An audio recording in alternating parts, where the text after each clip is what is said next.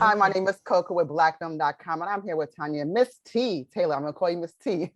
We're here to talk about her American Gangster Trap Queens episode featured on BET Plus, season 3, episode 5, and I did watch it.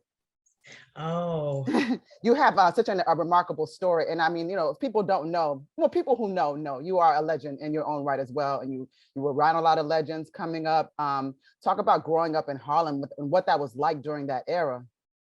it was fun as a kid. I mean, Mhm, Harlem was just fun to be outside.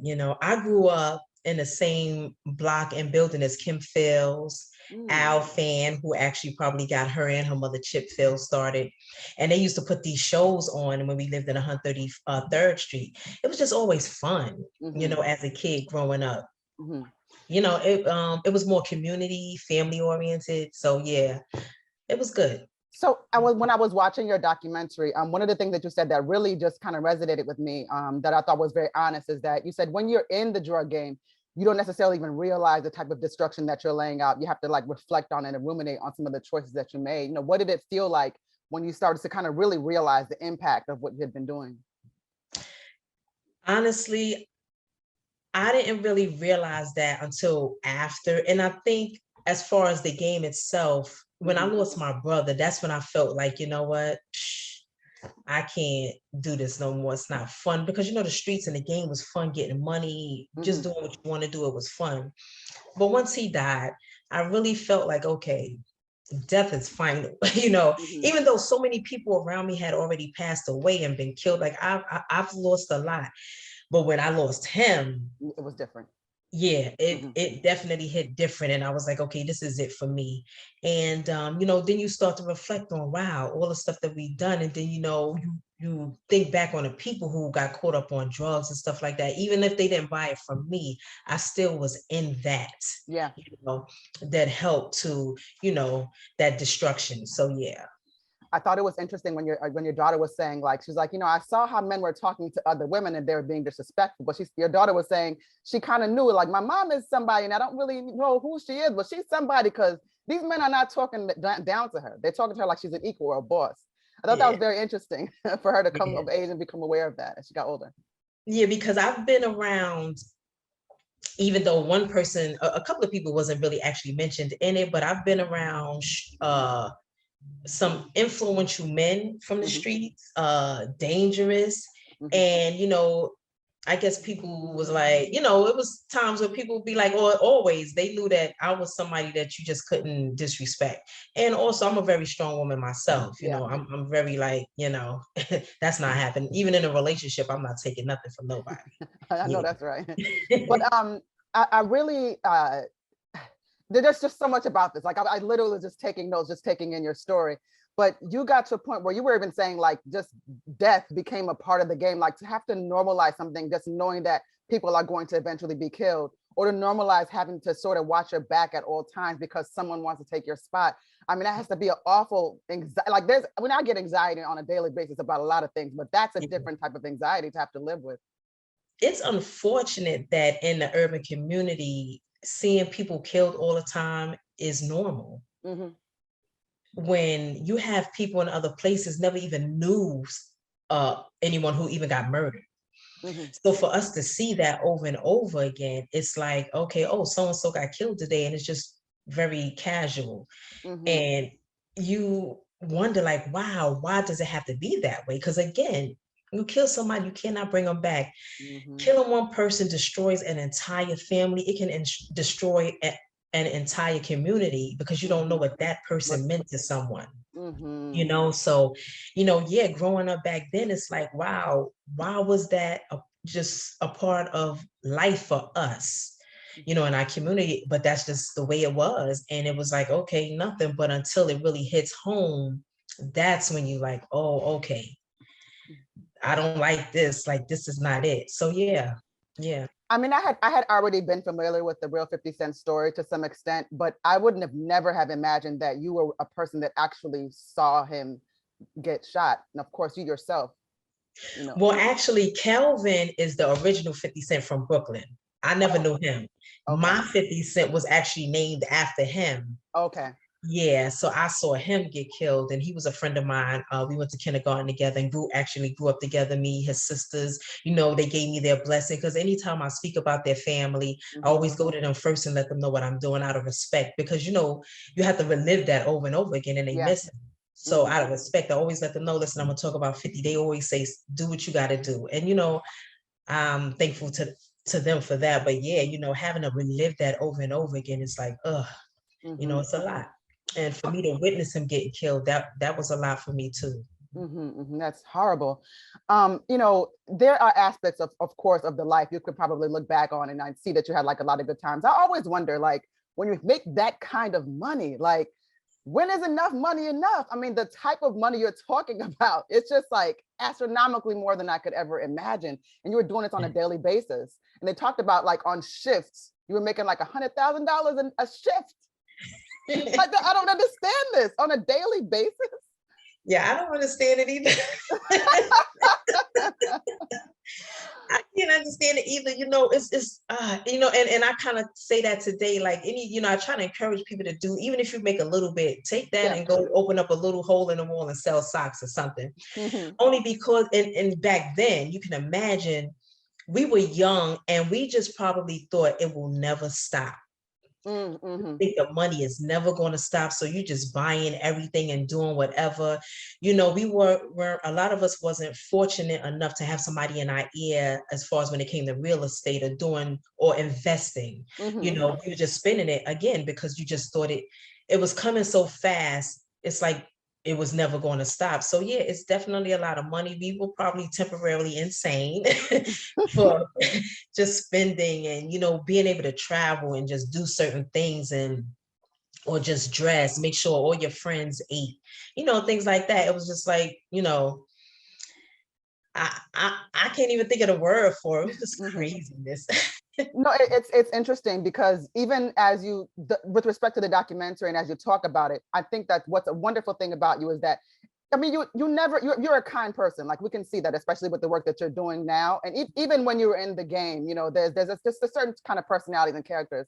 But Mhm. I say all that to say that even though you did have that fast life, that fast come up, and you lived, a luxurious life for quite a bit of time, I don't find that you're glamorizing it, because you're coming back now and telling people, like, this is not, it wasn't the way.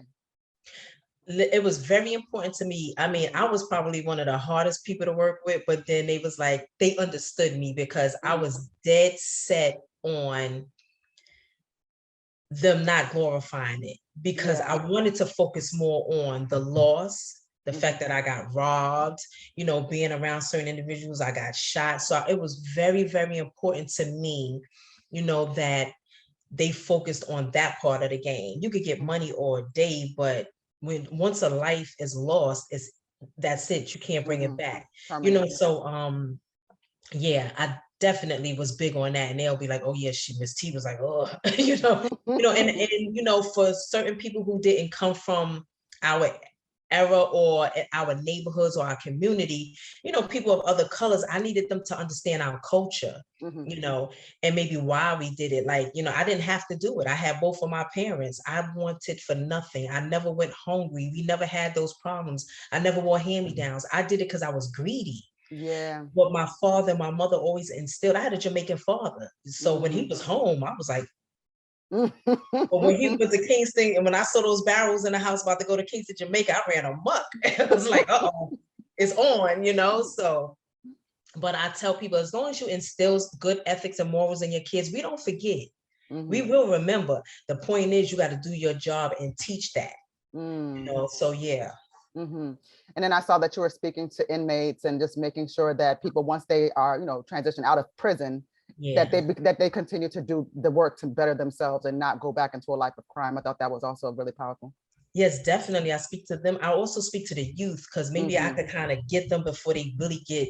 So a lot of them are in Children's Village. They're up in Valhalla. They're in lockdown facilities. Mhm. And when I walk into a room, they see me, I might walk in dressed a certain way, but when I flick on my YouTube documentary, they be like, whoa, oh, you was, you know, you got shot. You don't look like you got shot. It's like, right, what does a person who got shot look like? You know, so it kind of brings them to reality, like, okay, like you went through a lot, miss. You know, you went through a lot, but I let them know, like, there's so many opportunities out here that they can, you know, get into and be successful other than that. It's like, why would you want to put your parents through that? You know? So, you know. Yeah, no, that's interesting, because I saw that in the documentary when you're saying, like, I had both of my parents, like, so it just, it didn't have to lead to that. But what I also always find interesting whenever I speak to people that have, you know, lived that kind of a life, let's say, is that you all have such strong entrepreneurial spirit that now you're doing your trucking company, your real estate, your books. It's like you do all these things that you would have been successful regardless. Right. But I could have, right. I guess, you know, the thing is, the hustle is the same, it's the product is different. Right. If you can hustle in the street and hustle drugs, like like in my book, I say, if you was a hustler and ran an empire, you are a business major with a minor in accounting, basically. You know what I'm saying? So you can go from that to this, just change your product. And I mean, with a book or anything else, you don't have to look over your shoulder. You don't have to think that somebody going to come kill me because I'm selling, you know, books or anything like that. So yeah, it's possible for us to do that. And we could be teachers of those who's trying to do it or thinking about doing it. And we could just stop them in their tracks and say, listen, if you really think you could sell that, then you can sell this. So yeah. Yeah, the desire to teach and inspire, it always, that always like tugs at my heartstrings, because I'm just like, you know, you could have very well just went to Atlanta and just minded your business and moved on, but what you're doing is making sure that you're inspiring people to do better for themselves. And I just find that very, very amazing. I was very, very touched by it. Oh, thank you. And you know, my daughter actually inspired me, because I think I had my associate's degree, but she inspired me to go back to get my bachelor's. She got her 4-year degree. And I was like, you know, because we always telling our kids to do this and do that. But I think once we do it too, or show them that we're doing something, like it's, you know, we can inspire them still, you know. So it was very important for me to go back and, you know, do that. And I mean, God, I got a wonderful child. I mean, I was just gonna say, like, your daughter, she seems really grounded and focused. And how did you keep her away from that lifestyle though? Because I literally, before my daughter was born, I already knew her, because again, getting a good education was already instilled in me. You know, it was big in my household. So I already knew where she was going to school, private Catholic school, until she was 15. And when we went to Atlanta, she went to like the top school in Wharton County. And then she went to Southern Polytechnic and was hired. My daughter makes 6 figures twice today. Twice. $200,000 my daughter make. And it's like, that was the plan, you know, and I stayed with that plan. You know, she always knew what me and her dad did, but you know, even when she was child, I would give her, you know, when she was in 3rd grade, I would give her like 4th and 5th grade workbooks so she can always be ahead. So it was very important to me to do that. Yeah. So when you go back to Harlem now, how does it feel? It's cool. You know, my mom is still there, so you know, it's cool. You know, I still got a lot of love out there, so it's all right. You know, I'm good with change. You know, gentrification has come in. You know, I just needed to remain affordable for those who are not employable or can't afford it. You know, you cannot push people out of their home and their comfortability. Yeah. But other than that, change is good sometimes. You know. So you know, it's good. It's a good feel when I'm there. I think what makes me sad about gentrification and with respect to like Harlem or Brooklyn is that it starts to the property values become so high that people are even getting pushed out of their homes for taxes. So you might even have had your property paid off, but you can't pay your taxes on your home and you lose your home. That is horrible. It is. But you know, that's why, you know, voting for the right people, talking to the local officials and letting them know that, listen, I'll put you here. Listen, this is what we need. And I tell people all the time, no matter what, there's power in a pen. I've been writing for years, even before I wrote a book. My mother used to be like, this girl going to jail. Who is she writing now? I write the White House, governors, mayors. It's power in a pen. As long as you write and you sound like you are educated and respectful, they don't know who's behind that. So they're going to respond. In some way, they're going to respond, and you just got to get your point across. So yeah. Yeah, I think a lot of people don't realize that you really need to pay attention to your local politics, because they think that like a lot of people will only vote for the president, but that's not really on the ground. You know, I go to community board meetings.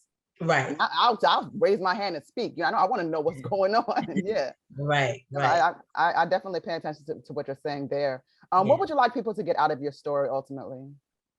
The same, you know, the reason why I wrote my book, I needed the message to be out there to those who think that street life was all about money, women, men, cars, dressing nice. No, yeah, we did get all of that, but behind the scenes, you have people getting killed. Like I got set up by my brother-in-law, got robbed. I'm 6 months pregnant. You know, it's just not conducive to being a productive citizen in society. It's not, because the loss of life is final, you know, and we got to be able to do something better. You know, we got the youth running around today. Just it's something different than I've seen. You know, things were going on back then, but this is something different that I'm seeing today. And, you know, we just got to do better as a people. You know, we just got to play our part, you know. Yeah, I agree. Yeah, I've been just like, I don't know, the state of affairs right now is very strange to me, because I mean, I don't know, like, you know, your era is a little bit before my time, but looking at, I guess what I'm seeing now is I think a lot of the kids are also like on opioids and stuff. So there's a lot of violence and drug use and abuse on top of that. So it's not even just drug dealing, it's drug use. Yeah. I'm not used to that. Yeah, and even when we was coming up, although we did the wrong thing, we were still respectful to the elders. Right. We were respectful to the elders, you know. Even I might have been on the street, but I didn't want nobody to tell me I was out there in them streets, you know. I still respected my mom. I respected my neighbors, and whatever they said to me, I still respected the men. They respected the elders. We wasn't knocking people in the head, elderly people back in the days. I don't remember that. And I see that going on today. But, you know, so I don't know. I don't know what it is. And you're seeing it a lot, and you'll see it be like 75-year-old man knocked down by a 15-year-old. You're just like, what is going on? That just is not part of, like, I never saw that. But now I'm just like concerned about the elderly on a whole nother level, not just with connecting with them, but just making sure that they're safe. Yeah, I kind of sometimes equate it to, I kind of think this is the third generation of the crack era that's kind of like fizzling out. And I think this is the last of these kids who probably didn't have any guidance. And, you know, I know people today that's still on crack for like the past 30 years. And it's, you know, I look at it and I think about, you know, me playing my part in it, because some of the people that I see are the ones I probably sold to, you know, or whoever I gave birth to sold to them. So and they're still getting high, and that monkey on their back is serious. That crack game is just not. That drug is different. Yeah. When your friend Renee was talking, we didn't know that back then. I know bosses that got hooked up on crack because they just was like, "What is this?" And nobody knew. Yeah. That's something I think about often, because I don't necessarily blame people from that first wave of crack, because like you said, nobody knew. So it is really sad, because you see people, you know, they just deteriorate. But you know, your friend Renee was really honest. She said smoking crack was the best high she ever had, but she could not control it. She could not control it. You know, and we've all known people on crack, and it is a very devastating drug. It can devastate families, you know. Very devastating. I've known heroin addicts that said they would never touch crack. Oh, wow. Yeah. Yes. So, you know, it's definitely different, and it has destroyed many families. And it's sad. It's sad, but hopefully things start to get better. I hope so. I mean, I don't think now you're not going to see many youth that is on crack per se. I think we've all seen the devastation of it. It's just the opioids is what's concerning me. Yeah. Especially since you could be prescribed something, and then, you know, there's many stories of people who just had pain management issues, and now, of course, from opioids, a lot of times, because they can no longer get the prescriptions, a lot of people graduate to heroin as yes. Very, very sad. I Yeah. thank you so much for your time, Ms. T. Thank you. No, Thank you. it was lovely speaking with you, and I think you have a very inspirational story. And like I said, I think it was very incredibly honest of you to talk from a place where you didn't have to do certain things, and you made the decisions that you made, but you also take accountability, and you've done some incredible work with your speaking engagements, and of course Yeah. your book and the documentary. I love it. Thank you. Yeah, because sometimes we always get that rags to riches story, and some Mhm, people they do things because they have to, and I understand mhm, because that was their only recourse to eating or things like that. But coming from a place where I didn't have to do it, it's like, okay, this is the other side of it, and mhm, you did it for what? And look at the trouble you caused your family and things mhm, like that. So yeah, I wanted to give it, and I wanted parents to understand who always feel like, what did I do wrong? And it's like, you didn't do anything wrong. Like, my parents didn't do anything wrong. mhm, It was just me and the choices that I made. mhm, mhm. Yeah. Well, I'm so glad that you found success in a Yeah. positive way in this different chapter of your life. I mean, you're certainly Yes. deserving of it. And I love that you were able to incorporate your family and your friends into your documentary. I mean, they spoke so highly of you. Yeah. Thank Mhm. you. It's a really beautiful ending story to something that could have, went a whole completely different way. Yes. Mhm, mhm. Yes. Thank you so much. Thank you. Thank you for talking to me. Again, my name is Koku with blackfilm.com. I'm here with Miss T. We're here to Ah, talk about her BET Plus American Gangster Trap Queens episode, season 3, episode 5. You all yes. are going to watch this. It's some ups and downs, but Right. there's definitely at the end of it, there's a nice, shiny, happy ending that to something that could have went another way. And she just proves that, despite circumstances, we can all, rise above things. Yeah. Make sure they get the book, And Harlem get Heroin. the book. Get that book. And No, get no, thank you for sharing your story with us. Yes. Thank Thank you. you. Take care, Thank okay? If you you. want to see You more too. content like this on blackfilm.com, make sure you like, subscribe, and ring that bell.